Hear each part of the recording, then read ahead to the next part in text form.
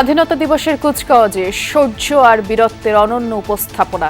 স্মৃতিসৌধে ৭১-এর সূর্য সন্তানদের প্রতি রাষ্ট্রীয় অভিবাদন।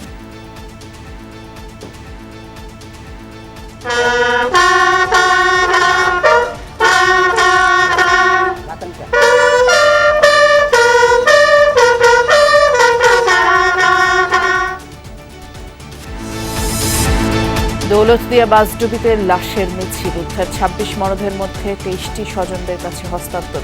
তল্লাশি অভিযান সাময়িকভাবে সমাপ্ত। এর আগে অনেক দুর্ঘটনা ঘটছে কয়েকবার।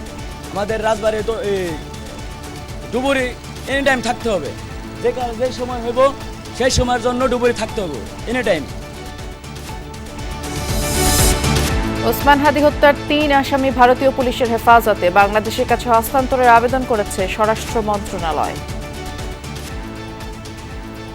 স্বরাষ্ট্র মন্ত্রণালয়ের ভূমিকা হচ্ছে আমরা আনুষ্ঠানিকভাবে গ্রেফতারি পরোয়ানা সহ আমাদের অনুরোধপত্র পররাষ্ট্র মন্ত্রণালয়ের মাধ্যমে আমরা প্রেরণ করেছি। সরবরাহ ঘাটতি থাকায় আজও রাজধানী সহ সারা দেশে জ্বালানি তেলের সংকট।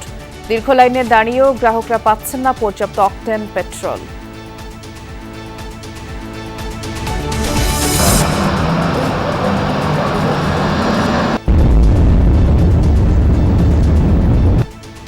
মধ্যপ্রাচ্যে লাগাতার ২৬ দিনের মতো অব্যাহত যুদ্ধ পরিস্থিতি। ট্রাম্পের ১৫ দফা প্রস্তাব প্রত্যাখ্যান করে এখনও অটল অবস্থানে ইরান।